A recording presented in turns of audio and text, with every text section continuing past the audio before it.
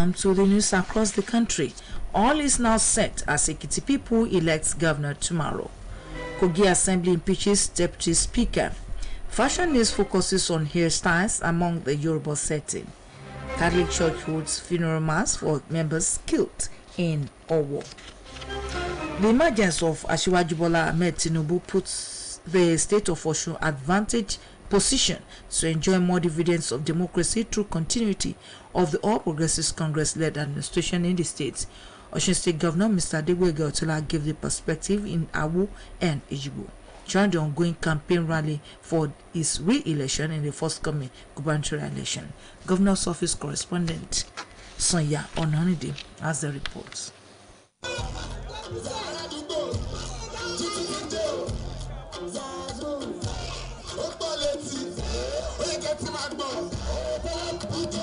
The campaign rally toward the re-election of Governor Adegboyega Oyetola in the forthcoming gubernatorial election moved to Ede and Egbedore federal constituency. Governor Oyetola, who paid a courtesy visit to the palace of Ogiyan of Ejigbo and Alawo of Awo to receive royal blessings, noted that despite incredible wave of infrastructural developments as well as numerous welfare packages for the citizenry within the limited resources recorded across the state, reassured the residents that the administration will continuously explore initiatives in improving the lot of Osun people. Ogiyan of Ejigbo, Oba Omowonola Oyesosin, Alawo of Awo, Oba Abdurasak Taiwo Adegboye, flanked by traditional rulers and chiefs in the area, lauded Governor Adegboyega Oyetola for his unique and tenacious approach to governance, which is yielding bountiful dividends of democracy across the state.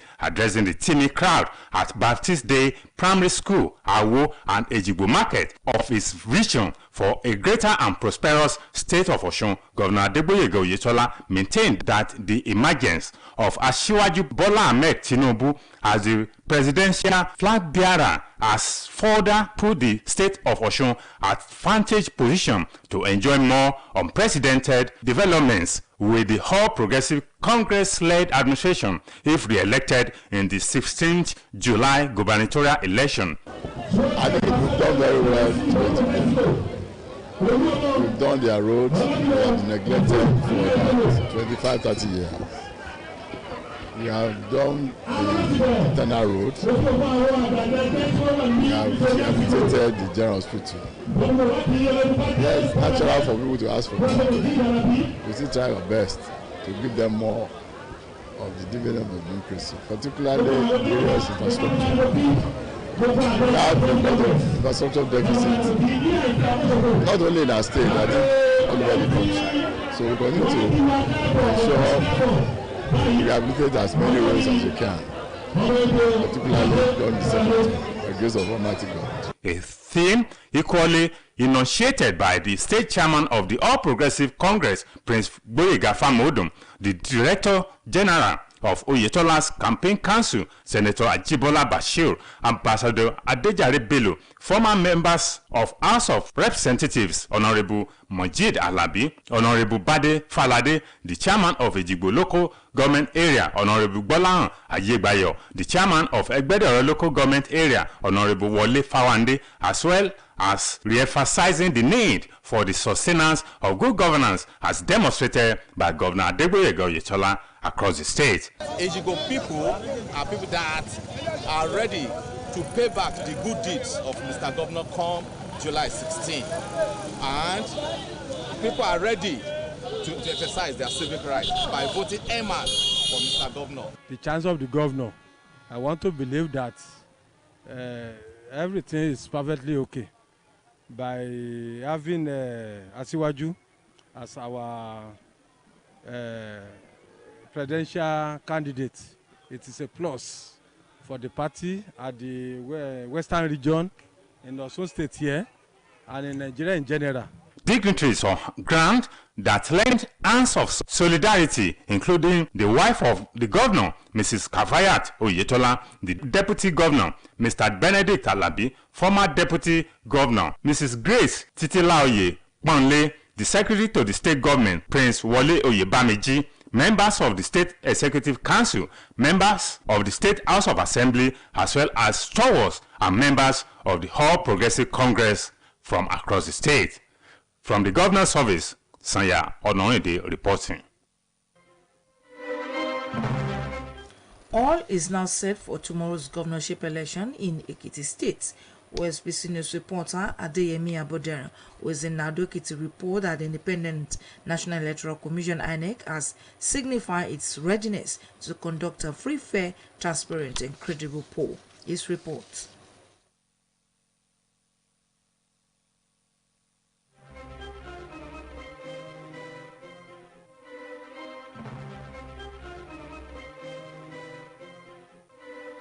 With about 12 hours to the commencement of the Ekiti State governorship election, arrangements are in top gear as the Independent National Electoral Commission has continued to fix every possible loopholes. An early morning visit to the Ekiti State headquarters of the electoral umpire along New Ekiti Road in the state capital, Ado-Ekiti revealed the seriousness of officials of the commission in putting everything right ahead of the D-Day.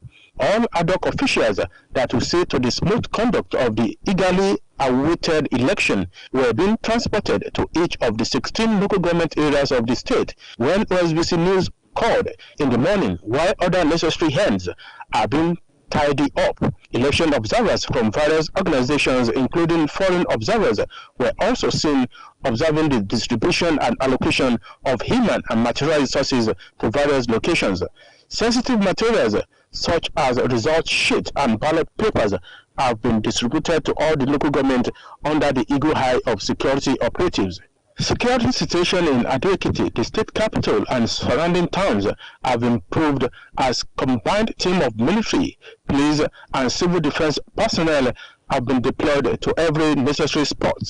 Ado-Ekiti is observed to be calm as residents continue to move around peacefully and unhindered while awaiting tomorrow's poll. Different political parties jostling to succeed the incumbent Kayode Fayemi used the last day of the campaign yesterday to canvass for the votes of the electorate. 16 political parties presented candidates for the Ekiti State governorship election, among whom is a woman. The poll is expected to open as from 8 in the morning on Saturday. In the meantime, security personnel have embarked on show of strength around Ado-Ekiti, the state capital, ostensibly to warn those planning to disrupt tomorrow's poll. The combined team of soldiers, police, civil defense personnel, and other sister agencies patrol round to assure the electorate of their safety before, during, and after the election. Similarly, election observer groups have enjoined Ekiti voters to shun violent tendencies that could affect smooth conduct of tomorrow's election. In a statement today, they advised them against trading their votes for money. Adeyemi Abodere, reporting for OSBC News from Ado-Ekiti. Residents of Obagun community in Ifelodun local government area of Osun State have declared that their community is not for the highest bidder in the July 16 gubernatorial election. This is as the campaign committee of the All Progressives Congress in Ifelodun Burikbe Odot in Federal Constituency continued its strategic consultation in Iba, Obagun, Agba, Ororuwo, and other communities. The residents lauded Governor Adegboyega Otola for his outstanding performance across the state and in Obagun, specifically stressing their resolve to support a tested and trusted hand above politicians with empty credentials. They said the people of Obagun have outgrown infertile politics of trading their conscience for money. Speaking with newsmen during the consultation, the councillor representing Ward 11 Obagun, Kabru Okbekunle, said the community's decision to support Oyetola was on the basis of his interventions in the community, which have improved the conditions of the people. Also speaking with newsmen, the chairman of APC in Unit 1, Obagun, described the July 16 election as an opportunity to pass a vote of absolute confidence in Oyetola's ability to deliver greater dividends of democracy than he has done in the last 3.5 years. The Deputy Speaker of Kogi State House of Assembly, Honorable Ahmed Mohammed, has been impeached. In an emergency sitting held at the Assembly Complex in Lokoja today, the lawmakers accused Ahmed Mohammed and 3 other principal officers of gross misconduct and arbitrary use of office. In a motion of urgent public importance read by Honorable Enema Paul, member representing Dekina and Ukura State constituency, said 17 lawmakers signed the impeachment of Honorable Ahmed Mohammed and the suspension of 3 other principal officers in the House. The 3 principal officers removed from office and later suspended from the House are Bello Azan Balogun, Majority Leader, Idris Ndako, Deputy Majority Leader, and Honorable Edoko Moses Ododo, Chief Whip. The House, however, announced Alpha Momo Rabiu, a lawmaker representing Akpa 2, as the new Deputy Speaker. Other new principal officers elected are Honorable Mukhtar Baje, Majority Leader, Umar Tamenu, Deputy Majority Leader, Emana Paul, Deputy Chief Whip, and Ahmed Dahiru, Chief Whip. The Speaker, Prince Matthew Kolawole, had earlier announced the dissolution of all the House Standing Committee.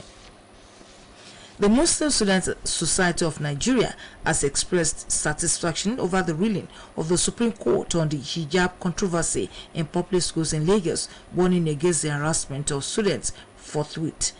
The association said female Muslim students cannot freely wear their hijabs in public, putting to rest the disagreement the issue has continued to cause in various quarters. To recall that the Supreme Court today overruled the Lagos State on its restriction of the use of hijab by female Muslim students of public schools. MSSN in its reaction said the judgment will now give Muslim students the liberty to wear their hijabs without fear of molestation or intimidation. The president of the association in Lagos, Muftahuddin Tani, in a statement made available to journalists, warned teachers and government officials against harassment of female Muslim students in hijab. This is the news across the country, coming to you from Osun State Broadcasting Corporation, Ilawiye Okebalo Shubu, Voice of the West. Now, our mid-news message. Ambition is the path to success. Persistence is the vehicle you arrive in. Whatever work you do, do it to the best of your ability. Women, no doubt, often wanted to look good in every hairstyle they do, either during celebration, festivities, or even a casual tendency. One of the highly referred hairstyles in Yoruba setting is Irundidi, but westernization seems to be taking the either to hairstyle way. In today's fashion news, Olamide Gade put together ladies and women on their perceptions to the traditional hairstyle as it affects the modern day hairstyles that discourages the preservation of culture. In our report. Just like every tribe across the world, Yoruba is a tribe which dominates the southwestern part of Nigeria and some other parts of neighboring countries. The tribe has some uniqueness among them, including but not limited to language, dressing, hairstyles, and other way of life. One of the uniqueness among the tribe is the traditional hairstyle called Irundidi among the women folk. The women are very creative when it comes to style, beauty, and fashion. Their history and folklore influence their traditional and modern designs. The 2 basic methods of hairdo among African women are handmade plaited hair, irundidi, and hair that is tied with thread or braided, irunkiko. Some men in the olden days don't make their hair to replicate culture like the Shango worshippers. Every Yoruba hairstyle has a significant name that conforms with an occasion, historical event, or aesthetic design. Some signify social status, marriage, sophistication, youth, or grieving, while others can represent social commentary. There are many variations of the Yoruba hairstyles, which are shuku, eko bridge, roundabout, dada, batewo, arometa, abetiaja, adeoba, ipakwelede, panumo, onile gogoro, among others. There are also cornrows, brush onikoko, konkobilo in irunkiko. These hairstyles signify one's age, religious beliefs, kinship, marital status, wealth, and were also a form of self-expression. In recent years, the modern hairstyles have gained wide popularity among ladies and women. Some ladies now prefer to have low cuts with their wigs on rather than plaiting their natural hair, such as the likes of Ghana weaving, Bob Marley, braiding, and mostly the use of wigs. What are the reasons why women prefer the modern hairstyles to the traditional hairstyles? OSBC reporters spoke with young ladies and women to know their perceptions about the traditional hairstyles. In her opinion, Ms. Diana Poku said the traditional hairstyle should continue to prevail as a means to preserve our culture and heritage. Traditional hairstyles are a way to preserve our culture. I mean, with the way everything is being westernized and modernized these days, traditional hairstyles are a way to always help us remember our roots, where we come from, and how things were done back in the day. I mean, those days there were hardly any attachments, and our women just made use of the natural hair, and then still they looked beautiful. So I think traditional hairstyles should still be preserved as a way to help us remember our culture. While speaking with Ms. Turayo Olaoye, she explained that the modern hairstyle brings out the beauty in women. Furthermore, she said the modern hairstyle is being done with creativity. I prefer modern hairstyle to traditional hairstyle because these hairstyles look better and nicer on people, and the creativity is very different, and it looks so good on people compared to the traditional hairstyle like Yoruba, Kiko, and this new hairstyle, it gives room for the hairdressers to end. Mr. Abiodun Aderemi believes that making the traditional hairstyle is economical when compared to the modern hairstyle. Traditional hairstyle is stress-free, it's comfortable, it saves time, unlike the modern hairstyle that takes hours when you are trying to get it done like 2 to 3 hours. Some might even take a day, and there is a traditional hairstyle that takes maybe 30 minutes or 1 hour. Natural hairstyle gives the ladies natural beauty because they are using their natural hair for it. Unlike the modern hairstyle, it's attachment and it saves money. Olamide Gade for OSBC News. Individuals have been advised to always take cognizance of their health and key into the Osun Health Insurance Scheme that guarantees qualitative health care services at any time. The Executive Secretary of Osun Health Insurance Scheme, Dr. Niyi Ogini, gave the advice at the second phase of OIS sensitization in Osun West District. Said Adeboje has the details.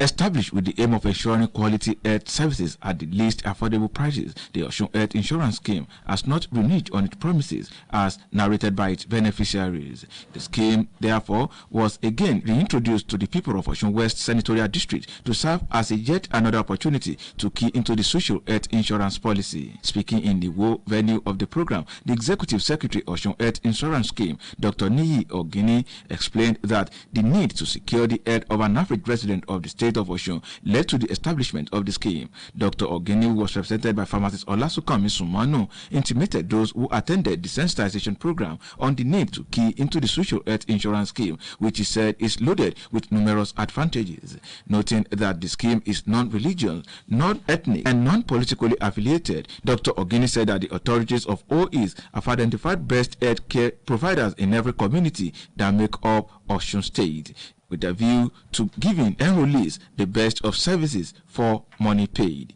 Appreciating the fact that all civil servants in Osun State have enrolled in the program, the Executive Secretary OIS called on individuals, artisans, and community leaders to key into the social health insurance scheme. He noted that enrollees are open to treatment of various diseases except ailments like cancer, gallbladder stone, and others like that. Earlier in his address of welcome, the Chief Executive Pace Communications, Prince Olushola Ajiboye, described health as wealth, which should not be compromised by any standard. Mr. Ajiboye, who noted with delight the job of life-saving being performed by OIS, said that the vulnerables are not left out in the scheme. Responding, the Oluwo of Iwo, Abdul Rashid Adewale Akambitelo I, who was represented by the Ashepa of Iwo, appreciated the state government of Osun for bringing such a lofty scheme to the limelight. The Oluwo of Iwo assured that its subject will key into the social health insurance scheme, henceforth in the interest of their health and that of others. Saeed Adeboje, OSBC News.